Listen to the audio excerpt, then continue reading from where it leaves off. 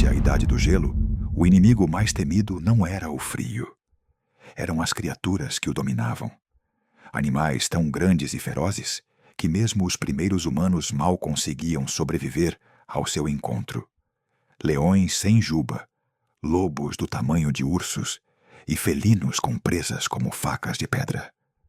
Neste episódio, vamos retroceder mais de 20 mil anos, a um planeta coberto por gelo, onde cada passo significava vida ou morte. Eu te mostrarei como caçavam, como sobreviviam e o que os tornou os predadores mais temíveis que já existiram. Este é o mundo real antes do fogo e das cidades. Explicaremos os gigantes carnívoros que dominaram a megafauna do Pleistoceno. O Smilodon, o urso das cavernas, o lobo gigante e outros caçadores que fizeram da sobrevivência uma guerra diária. Com evidência científica e reconstruções baseadas em fósseis, entenderemos como se adaptaram ao clima extremo, como caçavam em grupo e o que os levou a desaparecer. Segundo estudos recentes do Smithsonian e da Universidade de Oxford, muitos desses predadores possuíam cérebros maiores do que se acreditava, com estratégias de caça comparáveis às dos grandes felinos atuais. Sua história não é apenas pré-história. É o reflexo do instinto que ainda carregamos dentro. Fique até o final para descobrir quem foi o verdadeiro rei do gelo. E se você gosta de explorar o passado, inscreva-se e acompanhe-nos. Durante a Idade do Gelo, o verdadeiro perigo não era o frio. Eram as criaturas que o dominavam. Porque quando o gelo cobria a terra e o vento soprava como um lobo faminto, não era o clima o que devia ser temido, mas sim o que espreitava entre a neve. Lá, onde a noite durava meses e o silêncio era tão denso que podia ser quebrado com um simples estalo, os caçadores do gelo reinavam. Não rugiam, não corriam sem propósito. Apenas esperavam, pacientes, ocultos por trás do véu branco de um mundo que parecia adormecido. Imagine um planeta diferente. Os oceanos estavam mais baixos, presos em glaciares que se estendiam como muralhas de cristal até o horizonte. Os vales eram tundras imensas, cobertas de uma grama dura, escassa, que mal sobrevivia ao vento gélido. As temperaturas caíam até os 30 ou 40 graus abaixo de zero durante os invernos mais severos. E, no entanto, a vida persistia. O ar cheirava a madeira úmida e a osso antigo. O som do vento se misturava com o estalo do gelo, com os passos lentos de criaturas gigantes que percorriam a terra em busca de alimento. Mamutes, bisões, cervos colossais se deslocavam em silêncio, levantando poeira branca a cada passo, e atrás deles, sempre atrás, os predadores. Silhuetas imponentes, mal visíveis entre a bruma. Olhos amarelos, atentos, calculando. Cada noite era um equilíbrio entre caçar e não ser caçado. No hemisfério norte, extensas camadas de gelo cobriam grande parte da Europa, Ásia e América. Os glaciares avançavam e retrocediam com os séculos, moldando montanhas, rios e vales. O dia era breve, e a luz do sol mal servia para lembrar que a vida continuava. As auroras dançavam sobre os céus congelados, iluminando uma paisagem onde tudo parecia imóvel, exceto a fome. Neste mundo, o frio não era um castigo. Era o cenário perfeito para uma guerra silenciosa. Os predadores do Pleistoceno não eram simples bestas. Eram o resultado de milhões de anos de evolução, moldados pela fome, pela escassez e pelo gelo. Seus corpos eram poderosos, mas também precisos. Cada músculo, cada presa, cada garra era projetado para um único propósito: sobreviver. E para consegui-lo, deviam caçar criaturas muito maiores do que eles.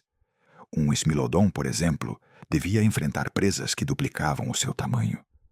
Os lobos gigantes caçavam em matilhas tão coordenadas que pareciam pensar como uma só mente. Os ursos das cavernas, por sua vez, dominavam as cavernas e florestas geladas, territórios onde nem o mais valente se atrevia a entrar. A Idade do Gelo foi, na realidade, uma era de perfeição evolutiva. Os animais que viviam ali eram mestres da adaptação. Pelagens grossas, metabolismo lento, sentidos aguçados e uma resistência que hoje mal podemos imaginar. Não se tratava de força bruta, mas sim de paciência, estratégia e silêncio. Fecha os olhos um momento e visualiza essa cena. Um amanhecer sem calor, onde o sol mal consegue atravessar a neblina gelada. O chão estala sob os teus pés. O ar morde a pele. Ao longe, algo se move entre a geada. Primeiro, uma sombra. Depois, um par de presas que refletem a luz fraca. O Smilodon está à espreita. Não ruge, não se mostra. Apenas observa. Cada segundo que passa, a distância entre ele e sua presa diminui. E quando finalmente salta, o silêncio quebra-se como o gelo sob o peso de uma montanha. Assim era a vida então. Uma coreografia entre caçador e presa, onde um único erro significava a morte. Os humanos mal começavam a adaptar-se a este mundo, e muitas vezes eram eles os observados. Para os primeiros homens e mulheres, o frio não era o mais temível. Era aquilo que se movia entre a escuridão da floresta ou as planícies cobertas de neve. Não tinham ainda a força nem as armas para dominar esse ambiente. Seus refúgios eram cavernas partilhadas com animais, suas ferramentas, pedras esculpidas com torpeza. Às vezes deixavam marcas nas paredes, desenhos de grandes felinos, de ursos, de lobos, não por arte, mas por advertência. Eram mapas do medo, testemunhos daquilo que espreitava quando o fogo se apagava e a noite caía. Cada encontro com um predador era uma lição. O homem aprendeu do lobo, observou sua cooperação. Do urso, sua força e paciência. Do felino, sua precisão e sigilo. De certo modo, os humanos sobreviveram copiando as virtudes daqueles que podiam destruí-los. Esta é a história desses predadores, de como o gelo os moldou, os fez reis e depois os condenou ao esquecimento. Mas também é uma história de equilíbrio, porque cada uma dessas criaturas manteve viva a roda da vida em um planeta congelado. Sem eles, o ecossistema teria colapsado. Sua ferocidade era necessária. Sua existência, um lembrete de que mesmo nos lugares mais inóspitos, a vida sempre encontra um caminho. Nos próximos minutos, exploraremos os caçadores que dominaram a Idade do Gelo. O Smilodon, com seu salto mortal e presas impossíveis. O urso das cavernas, uma montanha de músculo e paciência. O lobo gigante, estrategista e caçador coletivo. E outros predadores que o gelo ocultou durante milênios. Através de fósseis, estudos científicos e reconstruções modernas, conheceremos como caçavam, como pensavam, se é que essa palavra pode ser aplicada, e o que os tornou tão eficazes. Mas, acima de tudo, descobriremos o que sua história diz sobre nós, porque o instinto que os movia a caçar ainda vive em cada ser que luta para sobreviver. O frio não era o inimigo. Era o pano de fundo de uma luta mais antiga que o tempo. E no meio desse cenário branco e impiedoso, surgiram os verdadeiros protagonistas da era, os predadores. Hoje, seus ossos descansam sob camadas de terra e gelo. Mas se você escutar com atenção, ainda pode imaginar o eco de seus passos. Cada rugido, cada respiração condensada na noite gelada, foi uma nota a mais na sinfonia do mundo que os viu nascer. Assim, esta noite, enquanto o mundo ao seu redor se silencia, deixe que o relato continue, porque o gelo pode ter derretido, mas as sombras que o dominaram ainda caminham entre nossas histórias. No próximo trecho desta viagem, conheceremos esse planeta congelado em detalhe. Como se formou, que espécies o habitaram e por que seu equilíbrio era tão frágil. Mas, por enquanto, respire fundo. Escute o eco do vento antigo e lembre-se, o frio nunca foi o inimigo. Durante quase 2 milhões de anos, a Terra viveu uma de suas épocas mais extremas e fascinantes. Era o Pleistoceno, um período que começou há cerca de 2 milhões e 600 mil anos e se estendeu até apenas 11.700. Nesse lapso, o planeta não foi constante, nem previsível. O clima oscilava entre eras gélidas e breves respiros quentes. Não foi uma única idade do gelo, mas sim uma sequência de mais de 20 pulsos glaciais que moldaram a face da Terra. Nos momentos mais frios, gigantescas massas de gelo se estendiam dos polos até cobrir boa parte da América do Norte, Europa e Ásia. Em alguns lugares, o gelo alcançava espessuras de até 3 quilômetros. As temperaturas médias globais desceram entre 5 e 10 graus em relação às atuais.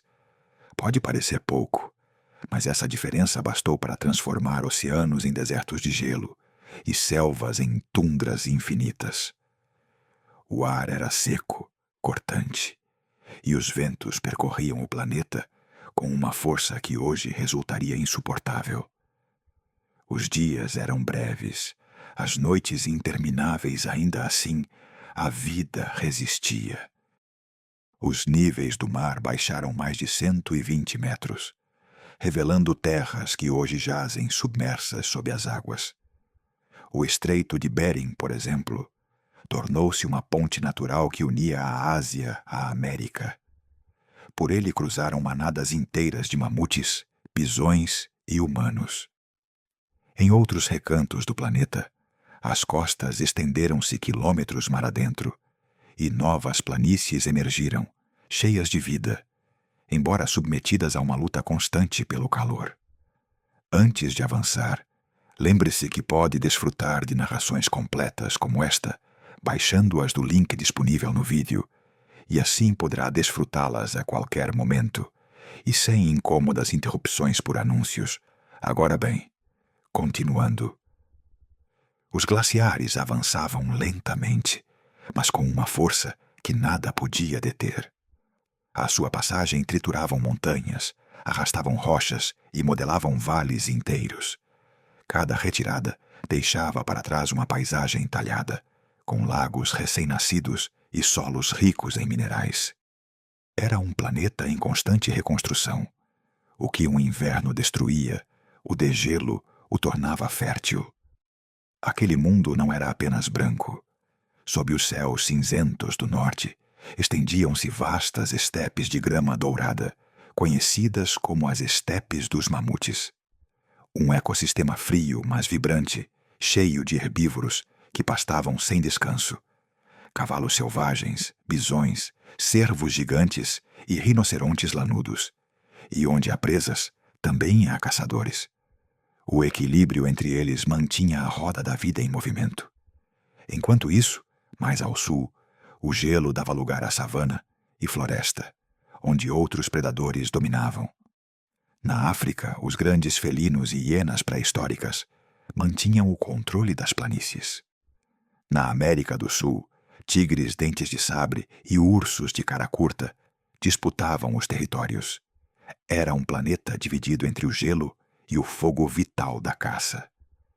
Mas a Idade do Gelo não apenas é um relato de bestas colossais. É também a história do ser humano primitivo, um ser diminuto diante do poder da natureza, mas que aprendeu a se adaptar. Os primeiros Homo erectus já caminhavam sobre terras geladas, e seus descendentes, como os Neandertais e os primeiros Homo sapiens, aprenderam a sobreviver em ambientes que pareciam impossíveis. Descobriram o fogo, teceram peles, construíram refúgios em cavernas e começaram a caçar com estratégia. Imagina despertar nesse mundo. O ar morde a pele. A respiração se transforma em vapor gelado, que se dissolve lentamente diante dos teus olhos. O sol, quando aparece, é uma esfera pálida e distante. Ao longe, um grupo de figuras cobertas com peles avança entre a neve, seguindo rastros mal visíveis. Não há caminhos, nem aldeias, nem fronteiras. Apenas terra e gelo, estendendo-se até onde a vista alcança. No horizonte, uma coluna de fumaça marca o lugar onde uma família humana tenta conservar o calor durante a noite mais longa do ano. O som do mundo é diferente. O silêncio domina, interrompido pelo estalar do gelo, o uivo de um lobo ou o rugido abafado de algo que se move na distância. A vida não tem o amanhecer garantido, mas cada dia que se sobrevive, cada fogo que se acende é um triunfo. Os humanos do Pleistoceno não só viviam junto aos predadores, eram parte do mesmo equilíbrio. Às vezes caçadores, às vezes presas. Observavam com respeito os rastros das bestas, as pegadas largas do mamute, as marcas de garra sobre a neve do urso das cavernas, ou os corpos desmembrados por um tigre dente de sabre. Deles aprenderam o silêncio, a paciência, a astúcia. Nas cavernas da Europa, deixaram pinturas. Linhas de ocre que representam bisões, rinocerontes, felinos. Não eram apenas símbolos de caça ou sobrevivência. Eram também orações, atos de memória e poder. Nessas figuras pode-se sentir a conexão entre o medo e a admiração. Aqueles humanos sabiam que compartilhavam o mundo com criaturas que não só caçavam, mas que reinavam sobre o gelo. E embora o frio moldasse as paisagens, não foi o inimigo. Era um juiz. Um filtro que eliminava os fracos e premiava os que sabiam se adaptar. A vida, contra todas as expectativas, floresceu. Nas margens dos glaciares surgiram oásis de vegetação, onde os rios ainda corriam livres. Ali, as manadas se concentravam e os predadores espreitavam. Cada encontro entre presa e caçador era um equilíbrio de força, resistência e fome. A nível global, o planeta respirava lentamente. Cada ciclo glacial durava dezenas de milhares de anos. Os casquetes polares cresciam, avançavam e depois retrocediam quando o clima se temperava. Esse pulso natural controlava as correntes oceânicas, os ventos e as chuvas. As espécies migravam seguindo essas variações. Um erro, uma mudança de temperatura de apenas alguns graus, podia significar a extinção. Durante o máximo glacial, há uns 22 mil anos, quase uma quarta parte da superfície terrestre estava coberta por gelo. Os desertos se expandiram, as selvas se reduziram e muitas espécies ficaram presas entre o frio e a falta de alimento. No entanto, outros prosperaram. O lobo gigante, o urso das cavernas, o tigre dente de sabre, o leão das cavernas. Criaturas adaptadas ao silêncio e à escuridão. O Pleistoceno foi um laboratório da evolução. As espécies não só sobreviviam, mas se transformavam. Os corpos se cobriam de pelo denso, os músculos se fortaleciam, as presas se alongavam. Tudo girava em torno de uma só ideia: resistir. Os predadores mais temíveis deste tempo não eram monstros, eram máquinas de adaptação, esculpidas por milênios de necessidade. Mas mesmo eles dependiam do equilíbrio que o gelo ditava. Quando as geleiras recuavam, as paisagens mudavam. Os pastos desapareciam, as presas se deslocavam, e os caçadores se viam forçados a segui-las ou morrer. Assim foi como muitos dos gigantes da Idade do Gelo começaram seu lento declínio. Não pelo frio, mas pela sua ausência. Quando o planeta começou a aquecer e os gelos se retiraram, as planícies abertas se encheram de florestas.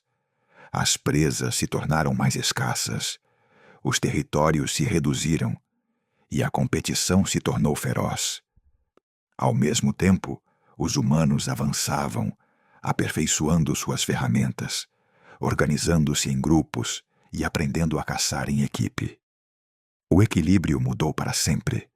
No entanto, na história da Terra, o Pleistoceno deixou uma pegada indelével. Foi o cenário onde se forjou o espírito da sobrevivência, onde o gelo e o fogo, o frio e a vida aprenderam a coexistir. E onde cada criatura, desde o colossal mamute até a pequena raposa ártica, desempenhou seu papel em uma dança de resistência. Nos próximos minutos, percorreremos esse mundo perdido. Descobriremos as bestas que não temiam o frio, mas que o dominavam. Seres que desafiaram a extinção com garras, presas e astúcia. Uma história de poder, adaptação e silêncio. Imagina pela última vez o ar congelado entrando em seus pulmões, o eco de um rugido distante e o gelo sob seus pés, lembrando-te que este mundo, ainda que adormecido sob a geada, ainda respira. Em um mundo coberto de vento e geada, onde o silêncio era uma forma de respeito, reinava uma criatura que parecia tirada de um pesadelo antigo. Seu nome era Smilodon, embora hoje muitos o conheçam como o Tigre Dentes de Sabre. Mas não era um tigre, nem rugia como um. Era algo mais primitivo, mais poderoso e mais inquietante. Imagina um felino do tamanho de um leão, mas com o corpo mais robusto, o pescoço mais largo e as presas curvadas para baixo, como adagas de marfim. Media cerca de 1,2 metros de altura no ombro e podia atingir os 300 quilos de peso. Seu peito era largo, coberto de músculos que lembravam mais um urso do que um gato. Não foi feito para a velocidade, mas para a força bruta. Quando se movia, o fazia com uma calma enganosa. Suas patas curtas e poderosas afundavam na lama ou na neve, sem emitir quase som. Cada passo era uma promessa silenciosa de violência. Mas o que mais chamava a atenção eram suas presas, essas lâminas de até 28 centímetros que sobressaíam como emblemas de uma linhagem temível. Eram finas, afiadas, quase delicadas. Uma arma tão perfeita que, paradoxalmente, também era frágil. Se mordesse no ângulo errado, podia quebrar. E sem eles, o Smilodon estava condenado. Ao contrário dos grandes felinos atuais, o Smilodon não perseguia suas presas em corridas desesperadas. Não era um velocista como o guepardo, nem um saltador como o leopardo. Seu corpo pesado não era feito para o sprint, mas para a emboscada. Esperava oculto ao abrigo de arbustos, fendas ou entre sombras de árvores. Paciente, imóvel. Sabia que a pressa era inimiga da caça. Quando o momento chegava, o ataque era breve e brutal. Saltava sobre sua vítima, cravando as garras no lombo ou no pescoço. Com seu peso e sua força descomunal, a derrubava em segundos. Então, usando suas presas, perfurava a garganta ou o ventre, buscando um ponto fraco. A morte chegava rápido.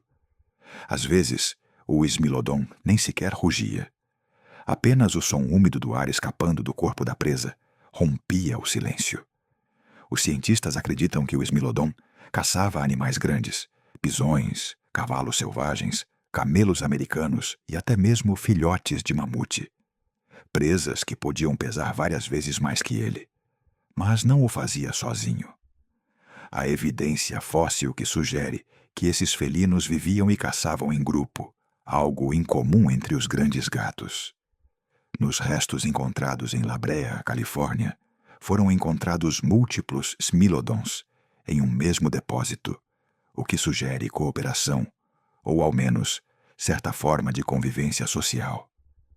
Talvez caçassem juntos, compartilhassem a comida ou cuidassem dos feridos. Imagine esse grupo movendo-se entre a neblina, 3 ou 4 sombras felinas, espreitando em silêncio uma manada de bisões. Não há rugidos, não há gritos, apenas respirações tensas e o estalo leve do gelo sob as patas. Em segundos, o ataque. A poeira e a neve se levantam. Um bisão cai. O grupo se lança e em menos de 1 minuto, tudo termina. Depois, o silêncio retorna, como se nada tivesse acontecido. Essa eficácia, essa calma mortal, foi o que fez do Smilodon um dos predadores mais temidos do Pleistoceno. Inclusive, os lobos gigantes e os ursos de face curta, outros titãs de seu tempo, evitavam confrontar-se diretamente com ele, não pelo tamanho, mas por sua ferocidade. Um único golpe de sua garra podia dilacerar carne e músculo com facilidade, e sua mordida, embora não fosse tão poderosa quanto a de um leão, estava desenhada para a precisão cirúrgica.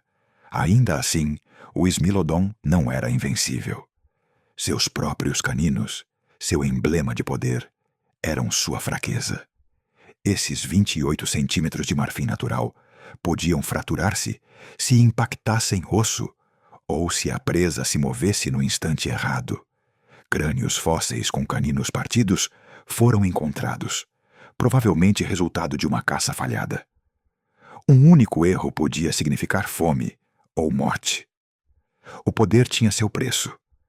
A nível anatômico, seu pescoço e mandíbula mostram adaptações únicas. Os músculos do pescoço eram tão desenvolvidos que atuavam como um motor hidráulico. Não mordia com força como um leão.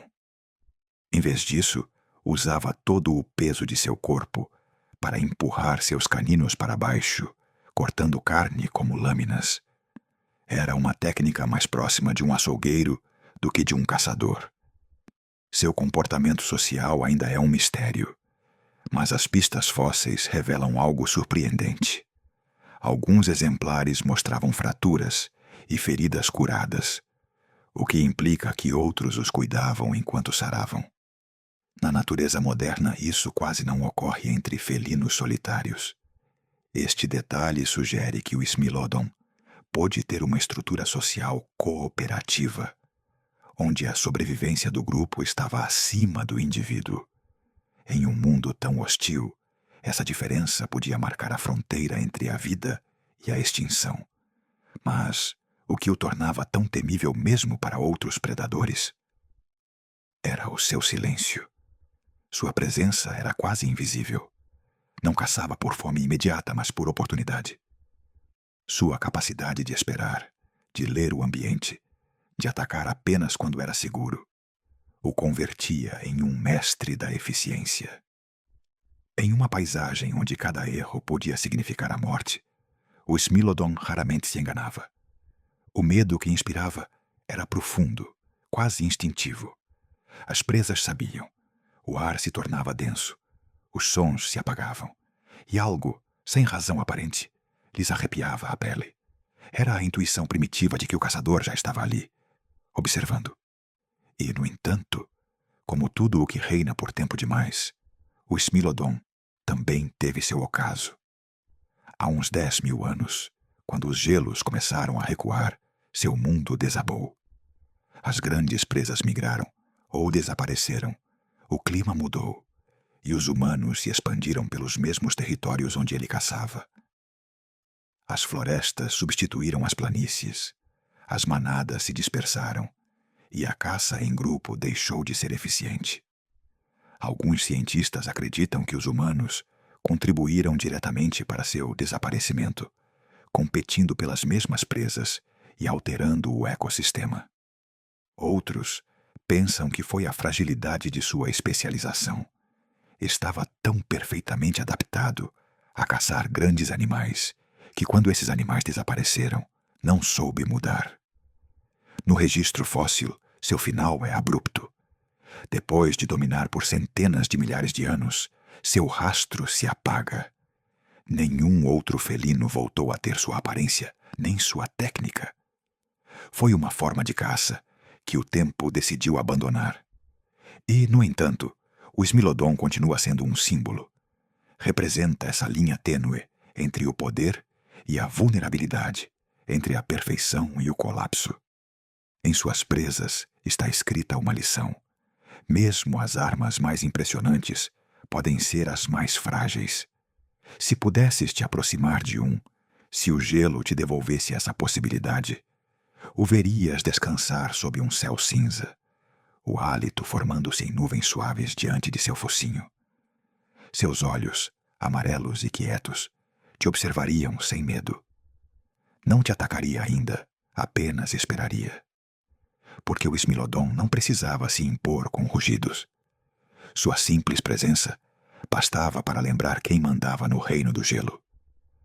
Talvez, em algum canto do inconsciente humano, ainda carregamos esse eco. O medo ancestral de uma criatura que caçava sem fazer barulho, que dominava sem alardes e que desapareceu sem deixar um grito, apenas um silêncio longo, como a noite. O Smilodon foi o predador que transformou a paciência em uma arma. Sua história não é apenas a de um caçador, mas a de uma lição natural, que a força nem sempre ruge, às vezes sussurra. E nesse sussurro, todo o mundo se cala.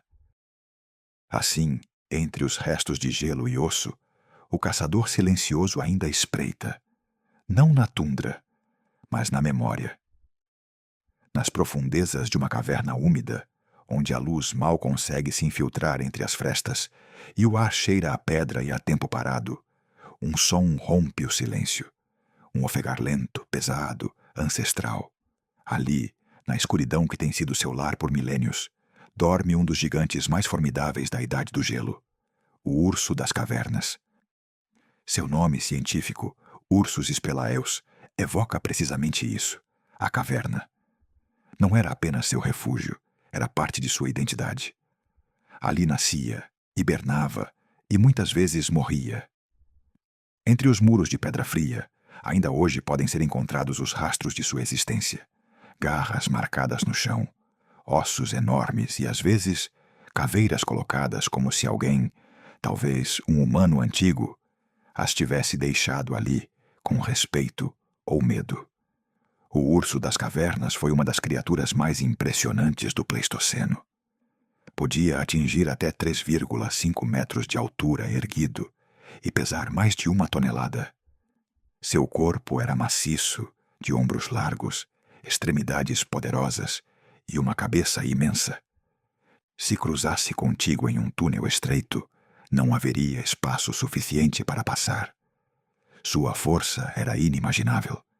Bastava um único golpe de sua garra para destroçar um crânio ou abrir o costelar de um animal grande. Mas, apesar de sua aparência, não era um monstro carnívoro como muitos imaginam. Durante décadas, os paleontólogos acreditaram que o urso das cavernas era um caçador feroz, um rival direto dos grandes predadores do gelo. No entanto, as análises de seus ossos e dentes revelaram algo surpreendente. Era principalmente herbívoro. Seus dentes planos e amplos foram projetados para triturar raízes, frutos e brotos. Nos meses de verão, ele se alimentava do que encontrava nos vales: bagas, tubérculos, folhas tenras. Mas quando o inverno se estendia e a terra ficava sob metros de neve, sua dieta se tornava mais flexível. Sabe-se que, ocasionalmente, ele comia carne ou carniça, não por instinto caçador, mas por necessidade. Era um omnívoro adaptativo, mais parecido com o urso pardo atual do que com um predador estrito. Essa mistura de força descomunal e temperamento tranquilo o tornava um símbolo do equilíbrio natural do Pleistoceno. O urso das cavernas não caçava por prazer nem por domínio. Seu maior talento era resistir. Passava até 6 meses por ano em hibernação, nas profundezas das cavernas, conservando sua energia enquanto o mundo lá fora congelava. Imagine esse silêncio. Uma caverna fechada, úmida, com o ar parado. Na penumbra, um corpo imenso respira devagar. Seu coração mal bate. Cada som, cada gota de água que cai do teto, parece um trovão na calma. Nesse letargo compartilhado, o urso se tornava parte da própria montanha. Mas nem sempre estava sozinho. As cavernas eram refúgio também para os primeiros humanos, que viam nesses lugares proteção contra o clima e os animais do exterior. E aí nascia o conflito. Muitos restos encontrados mostram sinais de ocupações alternadas. Primeiro o urso, depois o humano e depois o urso novamente. Como se ambos competissem pelo mesmo espaço, pelo mesmo calor. Imagine, um grupo de humanos primitivos entra em uma caverna buscando refúgio do frio. acendem uma tocha e, ao fundo, 2 olhos refletem a luz. Não há rugido, apenas um movimento surdo, uma respiração pesada.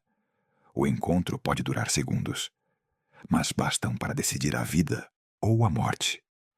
As marcas nos ossos e ferramentas encontradas na Europa, da França até a Croácia, indicam que os humanos caçaram ursos das cavernas, talvez por sua carne, sua gordura ou sua pele.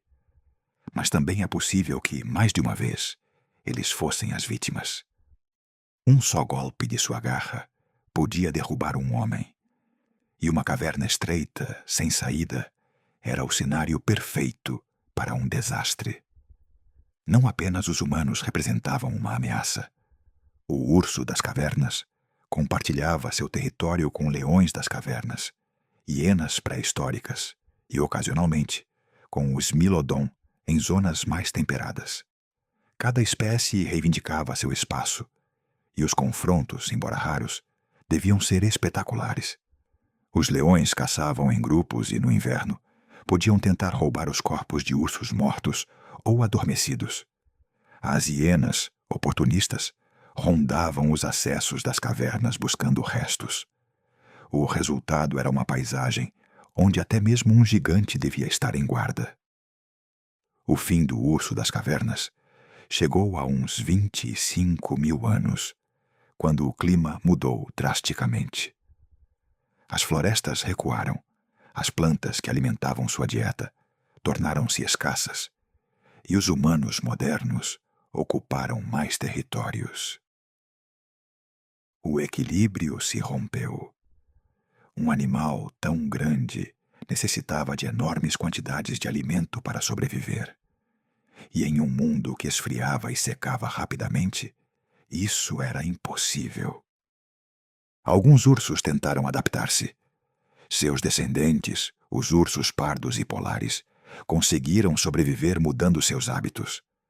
Mas o urso das cavernas estava demasiado especializado. Sua dependência das cavernas, sua dieta limitada e sua lenta reprodução o condenaram. O último de sua espécie provavelmente morreu sozinho, na escuridão de uma caverna, sem saber que era o último de sua linhagem.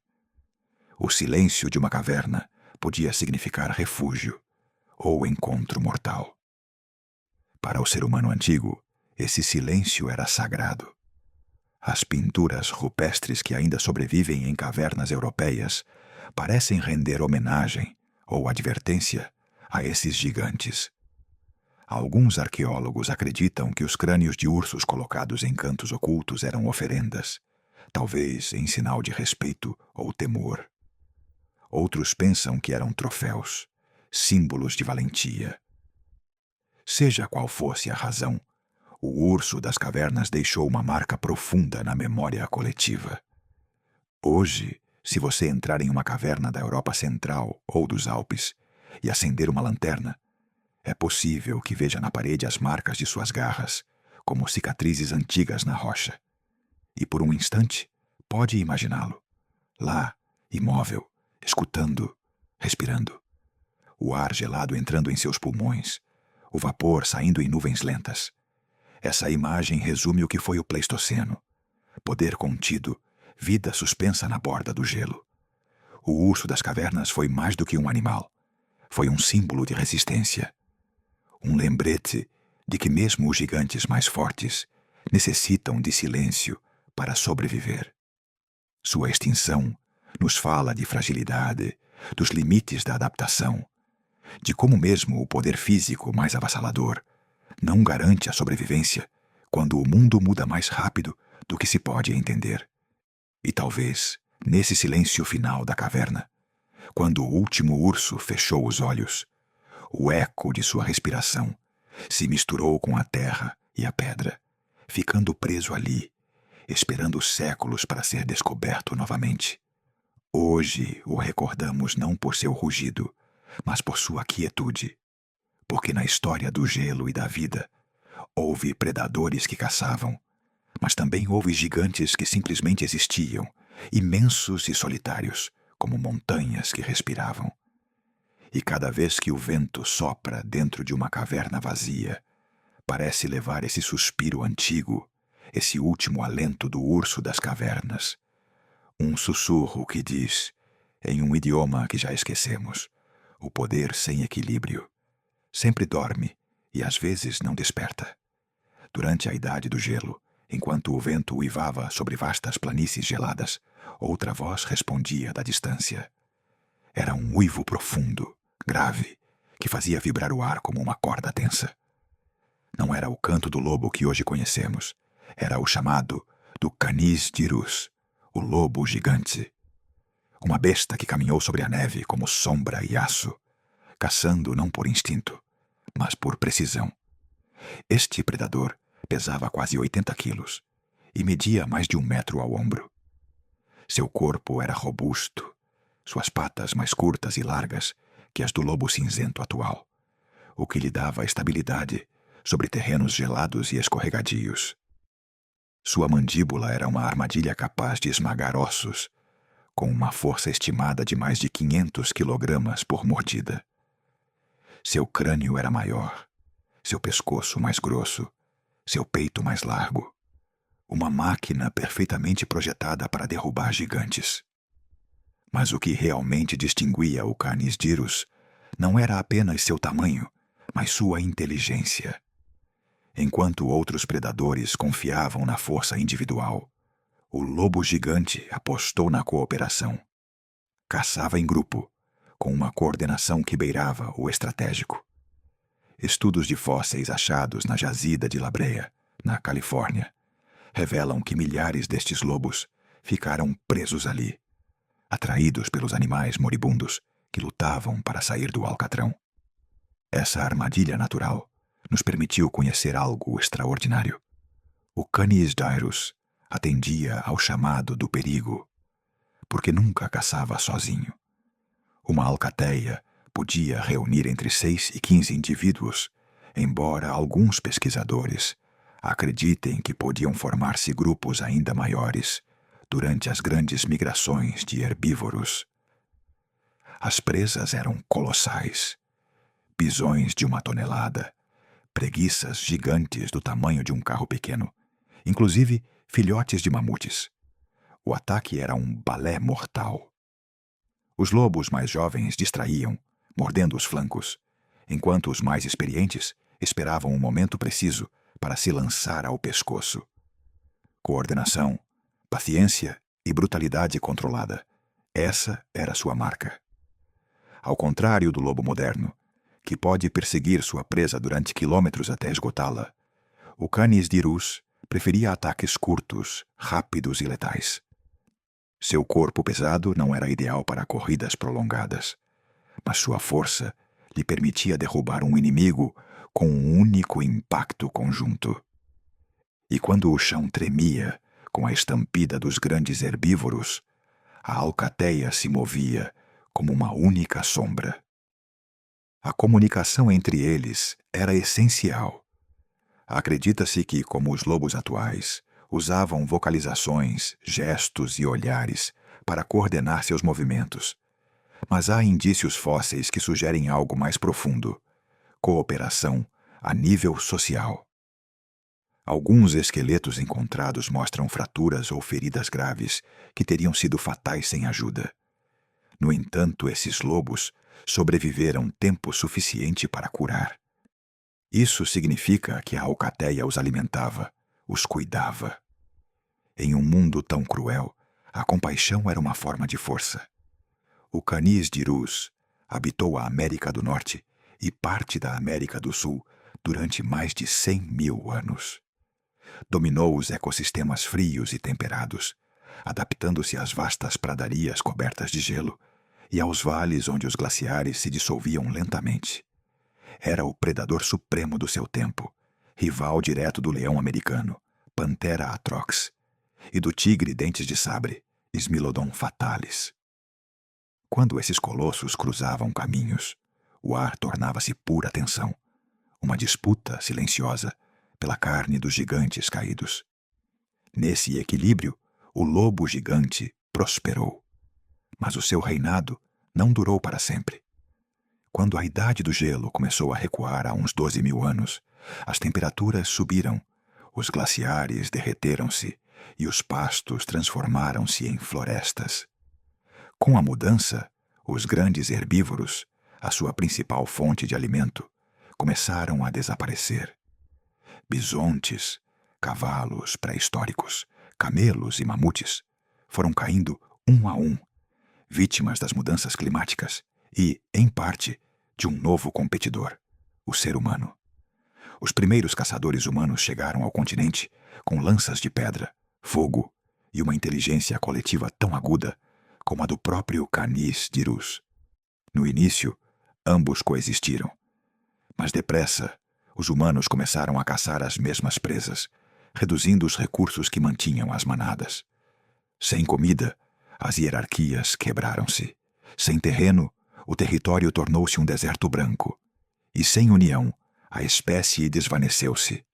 Os fósseis mais recentes do lobo gigante datam de há uns 9.500 anos. Depois, silêncio. As pegadas apagaram-se. Os uivos cessaram.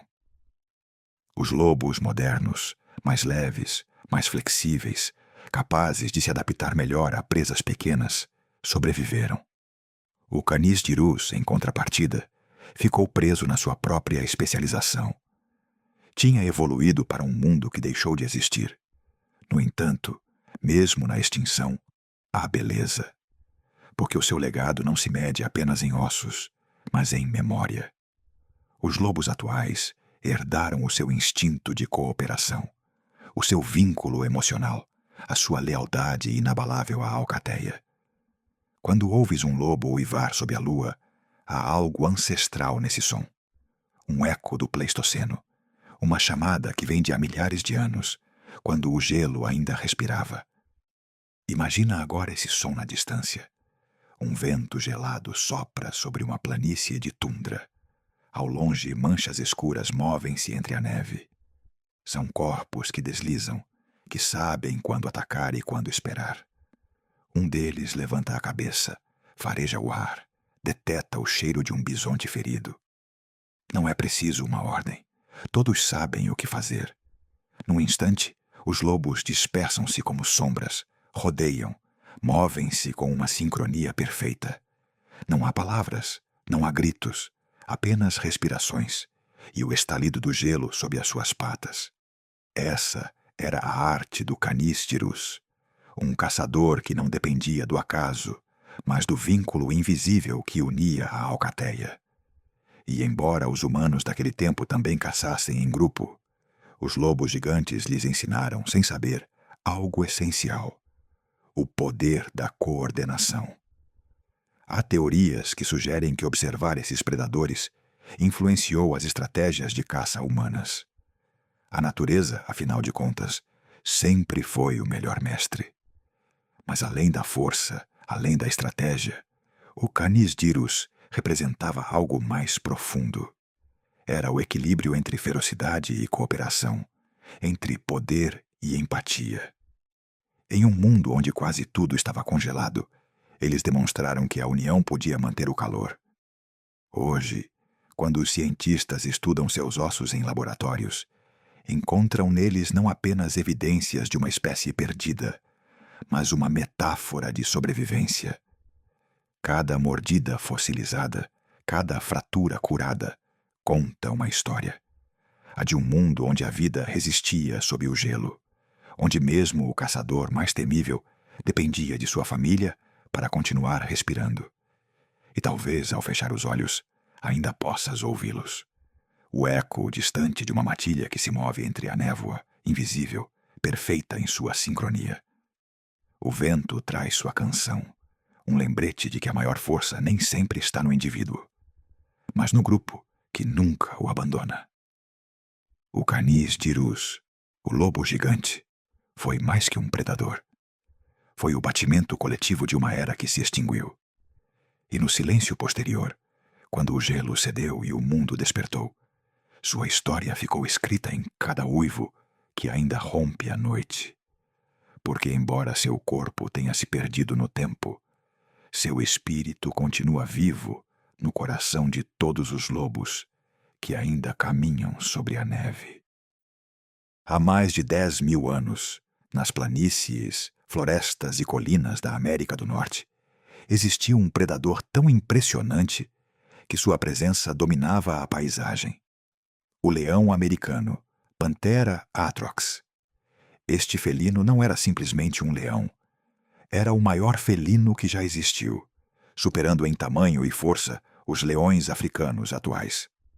Enquanto um leão africano macho atinge aproximadamente 190 quilos, o Panthera atrox podia pesar entre 250 e 360 quilos, com um corpo mais longo e musculoso, projetado para se impor sem a necessidade de rugir. Sua cabeça era grande e larga, suas mandíbulas potentes e suas patas longas permitiam-lhe cobrir terreno rapidamente, apesar de seu tamanho colossal. O leão americano reinava em um território que se estendia do sul do Canadá até o norte do México. Seu habitat não se limitava às planícies abertas. Também explorava florestas e cânions, adaptando-se a diferentes ecossistemas. Para caçar, combinava a paciência do emboscador com a força bruta de um predador de topo. Sabe-se, graças ao estudo de fósseis e marcas em ossos de presas, que podia atacar manadas de bisões, cavalos pré-históricos e até mesmo jovens mamutes. Sua estratégia não era correr longas distâncias. Preferia aproximar-se do alimento silenciosamente, oculto entre a vegetação, esperando o momento exato para se lançar com velocidade explosiva. Ao contrário do Smilodon, cujo canino longo e delgado era especializado para perfurar pontos vulneráveis de sua presa, o leão americano dependia de uma combinação de força e mordida poderosa, capaz de derrubar animais grandes com um único ataque coordenado. Sua caça era rápida, direta, mortal. E embora a força individual lhe bastasse, alguns especialistas sugerem que podia caçar em pares ou pequenos grupos familiares, o que aumentava sua eficiência e lhe permitia enfrentar presas maiores. O leão americano compartilhava seu mundo com predadores igualmente formidáveis. O Smilodon, com seus caninos curvos e ataque cirúrgico, era provavelmente seu principal competidor. Em certas regiões, os dois felinos podem ter entrado em conflito por presas, ou ao menos medido suas habilidades à distância. No entanto, ao contrário do Smilodon, o leão americano era projetado para territórios mais abertos, capaz de cobrir quilômetros e manter controle sobre extensas áreas de caça. Seu tamanho e velocidade lhe davam vantagem em planícies abertas, enquanto o Smilodon predominava em espaços mais fechados ou em emboscadas estratégicas. Além de outros predadores, os humanos da época tornaram-se um fator determinante na vida do leão americano. Os primeiros caçadores da América do Norte começaram a expandir-se por seu território há aproximadamente 14.000 anos, armados com lanças e fogo, caçando as mesmas presas que o felino gigantesco. Essa competição direta pode ter acelerado o declínio do leão americano, juntamente com as mudanças climáticas que transformaram os ecossistemas. À medida que o gelo recuava e as planícies se enchiam de árvores e arbustos, as grandes manadas de herbívoros diminuíram, reduzindo a disponibilidade de alimento para esses gigantes. Os fósseis encontrados em cavernas e armadilhas naturais proporcionam uma janela fascinante para sua vida. Por exemplo, em jazigos como La Brea, na Califórnia, foram encontrados esqueletos de leões americanos, junto a outros predadores, assim como restos de presas que mostram marcas de mordida e padrões de alimentação. Em algumas cavernas, os ossos mostram sinais de que os leões entravam em busca de refúgio ou alimento, deixando rastros claros de sua presença. As armadilhas naturais de Alcatrão, onde muitos animais ficaram presos, também serviram para capturar evidências fósseis, restos de leões americanos que provavelmente foram para aproveitar presas, revelando seu papel ativo como predadores oportunistas. Curiosamente, os estudos modernos sugerem que a evolução desse felino foi marcada por um tamanho excepcional e uma musculatura adaptada à velocidade explosiva e à potência. Embora seu grande tamanho pudesse torná-lo menos manobrável que felinos menores, sua resistência e força eram incomparáveis. Podia derrubar um bisão adulto com relativa facilidade e deslocar-se sobre terreno irregular, graças às suas patas longas e poderosas. Sua estrutura óssea também indica que estava adaptado para correr em rajadas curtas, investir e abater presas antes que pudessem reagir. O leão americano era, sem dúvida, o rei do norte. Mas mesmo os reis enfrentam ameaças. A combinação de mudança climática, competição com humanos e diminuição das presas levou à sua extinção. Seus últimos vestígios datam de cerca de 11.000 anos atrás, marcando o fim de uma era onde os felinos gigantes dominavam as paisagens norte-americanas.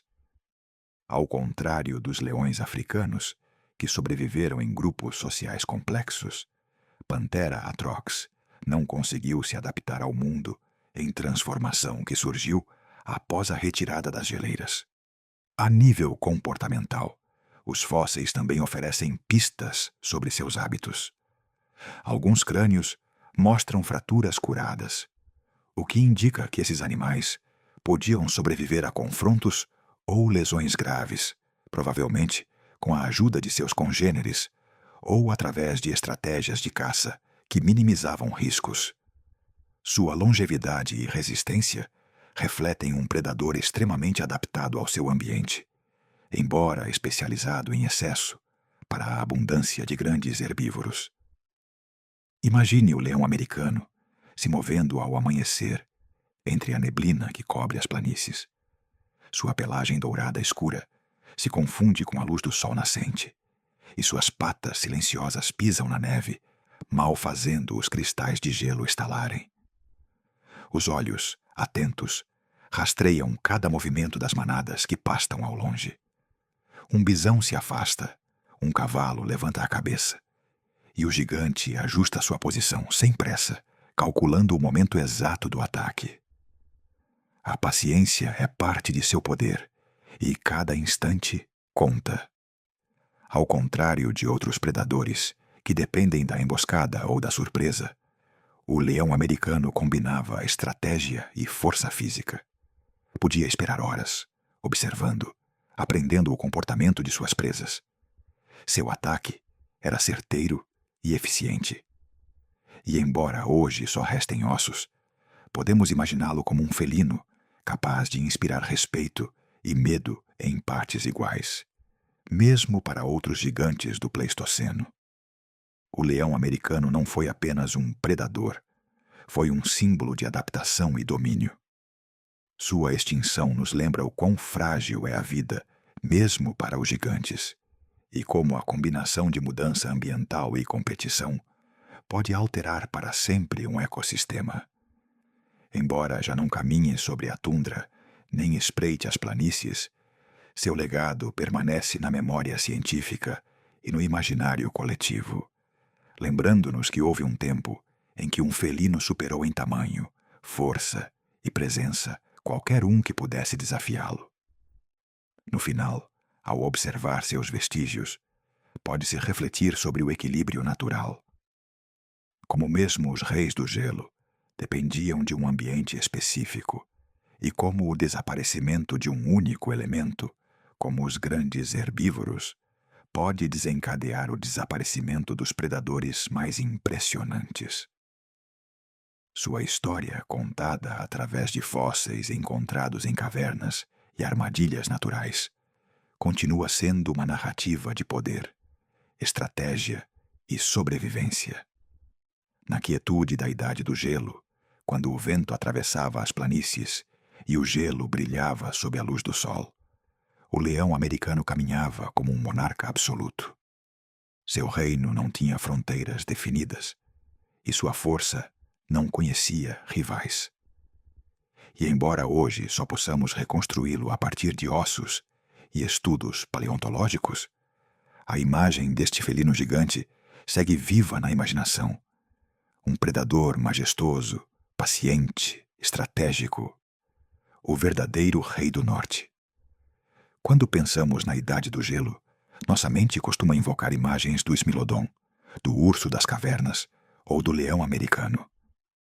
No entanto, existiram outros predadores menos conhecidos, cujas vidas complexas e estratégias de caça teceram um ecossistema tão fascinante quanto o de seus contemporâneos mais célebres.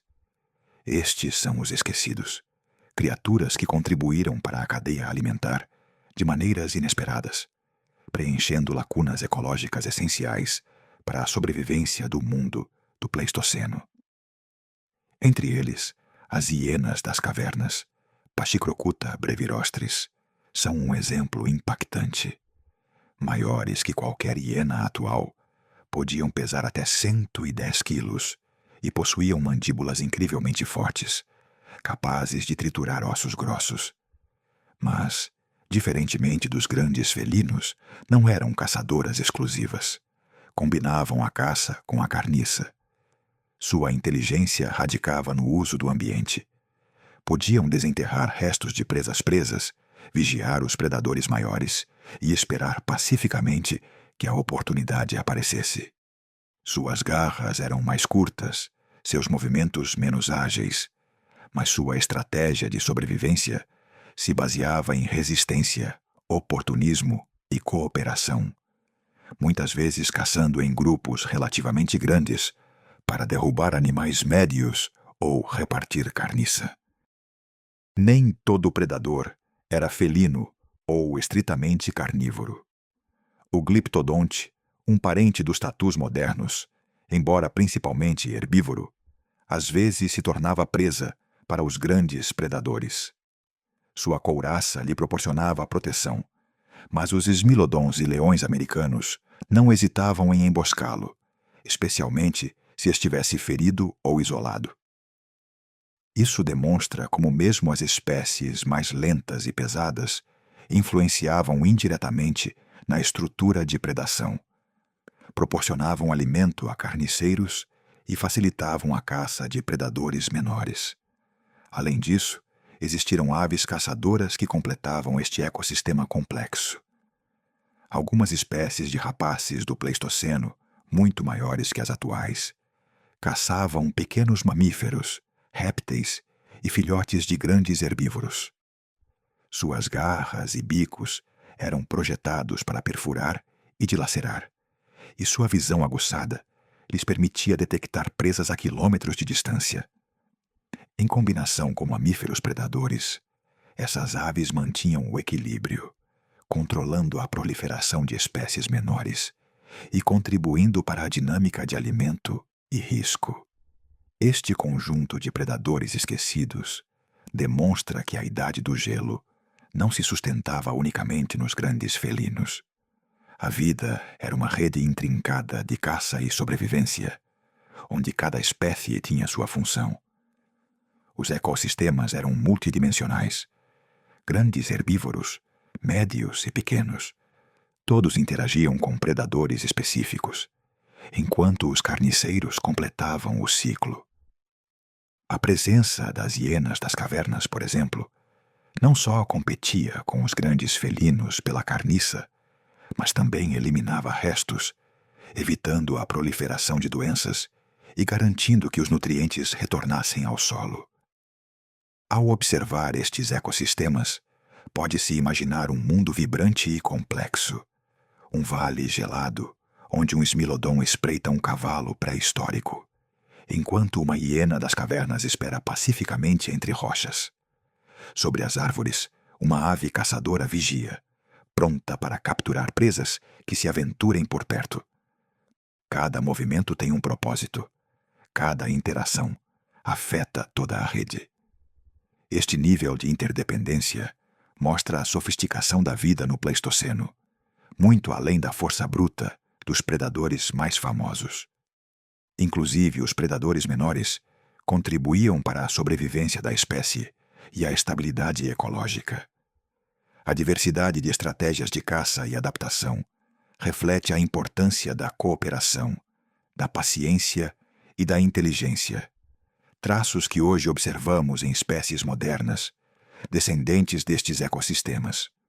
Por último, estudar os esquecidos nos ensina que a história da Idade do Gelo não se reduz aos grandes predadores. Cada criatura, desde a hiena das cavernas até os pássaros caçadores, cumpriu um papel vital. Sua existência, embora menos celebrada, permitiu que os ecossistemas funcionassem, que os ciclos da vida continuassem e que a extinção de alguns não provocasse o colapso imediato de todos. Ao recordá-los, compreendemos a complexidade e resiliência da natureza, inclusive nos momentos mais frios e desafiadores da história do nosso planeta. À medida que a Idade do Gelo chegava ao fim, um fenômeno silencioso, mas implacável, começava a transformar tudo.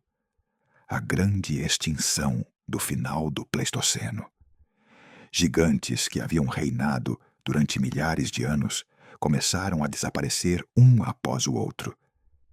Esmilodons, leões americanos, lobos gigantes e ursos das cavernas enfrentaram um inimigo que não podia ser dominado por força nem estratégia. Um mundo que mudava demasiado rápido. A mudança climática foi o primeiro golpe. Há uns 12.000 anos, o retrocesso dos glaciares modificou profundamente os ecossistemas. Os pastagens que sustentavam bisões, cavalos pré-históricos e outros grandes herbívoros foram substituídos por florestas e matagais, limitando a disponibilidade de alimento. Animais especializados como os esmilodons e leões americanos, dependentes de presas grandes, encontraram-se com um déficit nutricional crítico. A natureza da caça mudou. A abundância tornou-se escassa, a competição aumentou e a sobrevivência se tornou um jogo de probabilidades cada vez mais desfavoráveis. A intervenção humana amplificou esta pressão. Os primeiros caçadores modernos expandiram-se pela América do Norte, utilizando lanças, fogo e estratégias de grupo para caçar grandes presas. A competição direta por alimento foi devastadora. Animais que haviam coexistido com humanos durante séculos começaram a diminuir rapidamente. Mesmo os predadores mais formidáveis, acostumados a reinar sobre o gelo, tiveram dificuldades para sobreviver em um mundo onde a comida era cada vez mais escassa. O fogo, utilizado pelos humanos para desmatar florestas ou facilitar a caça, modificou as paisagens de maneira permanente. As planícies abertas, vitais para a caça de grandes felinos e lobos gigantes, reduziram-se. As rotas migratórias de bisontes e outros herbívoros foram alteradas, fragmentando os territórios e dificultando a cooperação em manadas e grupos de predadores. A combinação de clima mutável e pressão humana criou um ambiente onde a especialização extrema se tornou uma desvantagem fatal. Os fósseis encontrados durante os últimos séculos mostram um padrão claro. Muitas espécies desapareceram em um lapso surpreendentemente curto, geologicamente falando, enquanto algumas conseguiram adaptar-se, como os ursos pardos descendentes do urso das cavernas. A maioria dos gigantes não teve tempo para evoluir diante destas novas condições. Suas estratégias, que haviam sido eficazes durante dezenas de milhares de anos, tornaram-se obsoletas frente a um ecossistema que já não existia. O impacto foi global e multidimensional. Com a extinção dos grandes herbívoros, os predadores mais especializados perderam seu alimento principal. O desaparecimento destes predadores, por sua vez, alterou os níveis mais baixos da cadeia alimentar, afetando a dinâmica de pequenos mamíferos, aves e plantas. Os ecossistemas do Pleistoceno, que haviam resistido a glaciações, secas e flutuações climáticas extremas, colapsaram sob a combinação de mudança climática e pressão humana. O ocaso dos gigantes não foi um evento isolado nem rápido.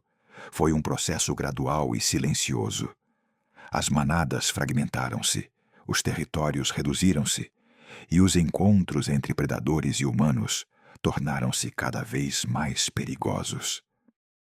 A Idade do Gelo deu lugar a um novo mundo, onde os grandes predadores já não podiam sustentar seu reino. Apesar de seu desaparecimento, o legado destes gigantes perdura. Os fósseis, pegadas e restos nos permitem reconstruir ecossistemas complexos e entender como funcionavam.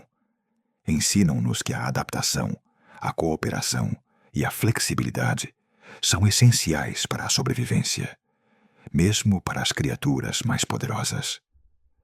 A grande extinção do Pleistoceno não só transformou a fauna, mas também a maneira como os humanos começaram a moldar o mundo, marcando o início de um novo capítulo na história da vida.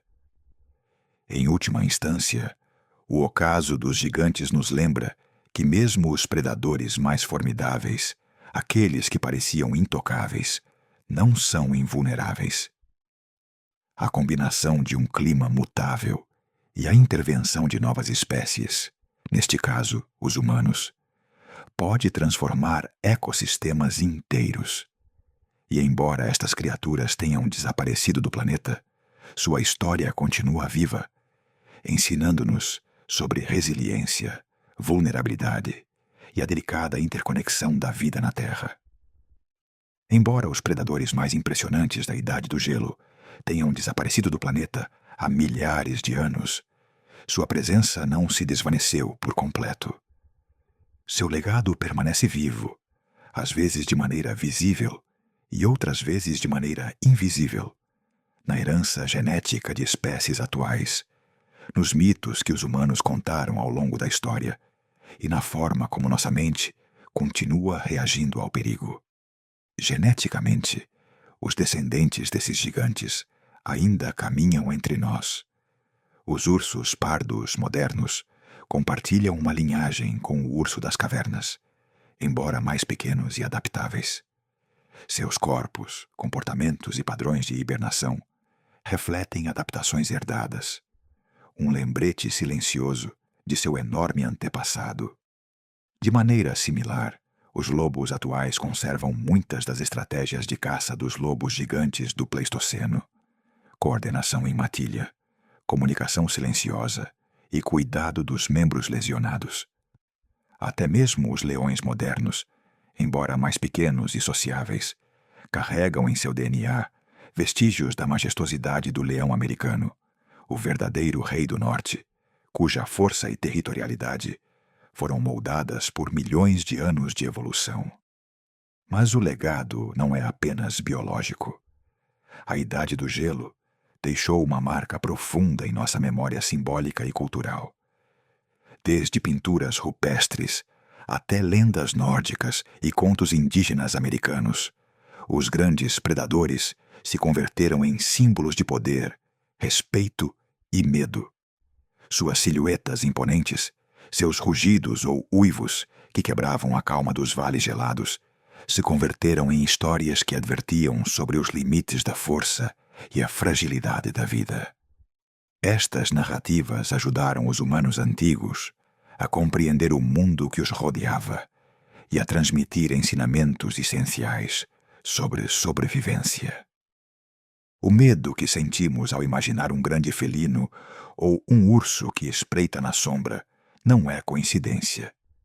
É uma memória evolutiva, um eco de nosso passado, onde reconhecer o predador era questão de vida ou morte. Essa reação emocional, que ativa nosso corpo e nossa atenção, de maneira imediata, tem raízes profundas nos instintos que desenvolvemos quando compartilhávamos o mundo com os gigantes do gelo. Inclusive hoje, quando vemos documentários ou lemos sobre eles, algo em nosso cérebro responde, recordando a ameaça ancestral e, ao mesmo tempo, despertando fascinação e admiração. Curiosamente, este legado emocional se mistura com um efeito calmante quando se estuda ou se narra com cuidado. O rugido se apagou, as garras deixaram de marcar a neve e os caninos já não perfuram a carne. No entanto, sua história continua viva em nossa capacidade de imaginar, aprender e refletir. Cada vez que observamos um urso, escutamos um uivo de lobo ou contemplamos a majestosidade de um leão na savana, estamos reconhecendo fragmentos destes predadores antigos. É um legado invisível que não se vê a olho nu, mas que nos conecta com a força e a fragilidade da vida no Pleistoceno. Ao mesmo tempo, o legado invisível nos lembra a importância da adaptação e do equilíbrio. Os gigantes do gelo não sobreviveram à mudança climática nem à concorrência humana. Mas seus descendentes sim, ensinando-nos que a força bruta, embora impressionante, deve sempre ser acompanhada de flexibilidade, cooperação e resiliência. Esta é a mensagem que atravessa os milênios. Mesmo os predadores mais temíveis dependem do seu ambiente, da sua comunidade e da capacidade de se adaptar para permanecerem vivos. E assim, enquanto fechamos os olhos e deixamos nossa imaginação percorrer as paisagens geladas, podemos sentir que esses ecos antigos ainda estão presentes. Não em forma de rugidos ou presas caídas, mas no traço genético, na memória cultural e na reação emocional que ainda provocam. O rugido se apagou, mas ainda vive em nós. E nessa herança invisível, encontramos tanto assombro quanto serenidade. Uma oportunidade de conectar com o passado sem temor, desfrutando do eco de um mundo que existiu muito antes de nossa espécie alcançar seu lugar na Terra. Ao olhar para trás, para os gigantes que dominaram a Idade do Gelo, podemos reconstruir mentalmente um mundo de extremos. Gelo, vento, manadas, rugidos e silêncios que pareciam eternos. Cada predador, desde o Smilodon até o lobo gigante, ocupava um espaço preciso na cadeia alimentar e no ecossistema, e cada encontro entre espécies narrava uma história de estratégia, paciência e poder. O leão americano reinava sobre planícies abertas. O Smilodon espreitava em sombras e emboscadas. O urso das cavernas hibernava em cavernas profundas, enquanto os lobos coordenavam movimentos perfeitos para derrubar presas enormes. Mesmo os predadores esquecidos, como as hienas das cavernas ou aves caçadoras, completavam este quadro de vida e morte, criando ecossistemas complexos e resilientes.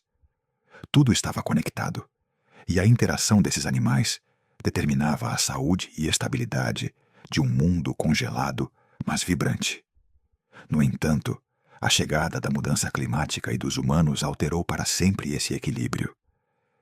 A escassez de presas, a concorrência por alimento e o uso do fogo por parte de nossos antepassados provocaram um declínio rápido e silencioso. Os gigantes, apesar de seu tamanho e ferocidade, não puderam resistir. A Idade do Gelo terminou, e com ela a presença física de muitos desses predadores. Mas seu eco permanece na memória genética, na cultura humana e na fascinação que sentimos pelos predadores e pela força da natureza. Recapitular visualmente esta jornada é um exercício poderoso. Podemos imaginar um vale gelado, onde os lobos uivam entre a neblina, um leão americano espreita na planície, um Smilodon espera agachado atrás de um arbusto. Então, lentamente, a cena muda. As geleiras recuam, as presas diminuem, os predadores desaparecem. O silêncio se instala profundo e prolongado. Essa transição nos permite refletir. A força, sem adaptação, pode ser efêmera. A sobrevivência depende de mais que tamanho ou ferocidade. A nível emocional, a viagem nos conecta com o medo ancestral e a admiração pelos gigantes que alguma vez dominaram o planeta. Mas também nos oferece calma. Saber que estes predadores já não espreitam nos permite apreciar a história de uma distância segura, contemplar a sua majestosidade sem ameaça e entender que a extinção, embora triste, é parte da evolução. Cada fóssil, cada pegada e cada estudo científico nos lembra que a vida continua, que os ecossistemas se regeneram e que, embora os gigantes tenham desaparecido, o seu impacto permanece. Finalmente, a conclusão da viagem é tanto visual quanto filosófica. Percorremos o gelo, as florestas, as cavernas e as planícies. Seguimos os passos de caçadores solitários e matilhas coordenadas. Observamos como a adaptação e a cooperação foram a chave para a sobrevivência. E ao fechar esta narração, fica claro que a linha entre a força e a extinção é tênue, e que mesmo os seres mais poderosos podem desaparecer se o ambiente mudar demasiado rápido. Enquanto o vento do passado se apaga e as sombras dos predadores se dissolvem, resta-nos uma mensagem que transcende o tempo. A idade do gelo terminou, mas o instinto continua desperto.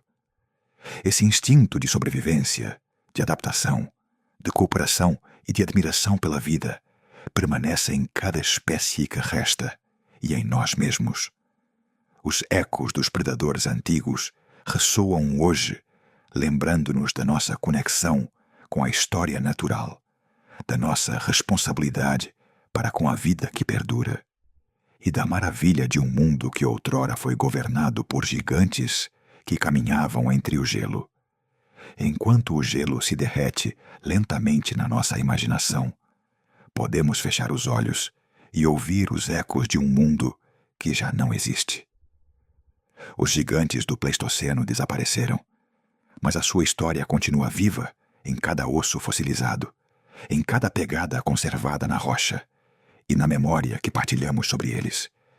Smilodons, leões americanos, ursos das cavernas, lobos gigantes e os predadores esquecidos ensinaram-nos que a vida depende tanto da força quanto da paciência, da cooperação e da adaptação.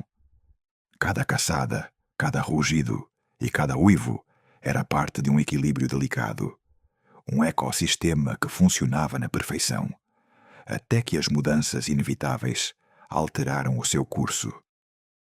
Refletir sobre estas criaturas nos lembra a fragilidade e resiliência da vida.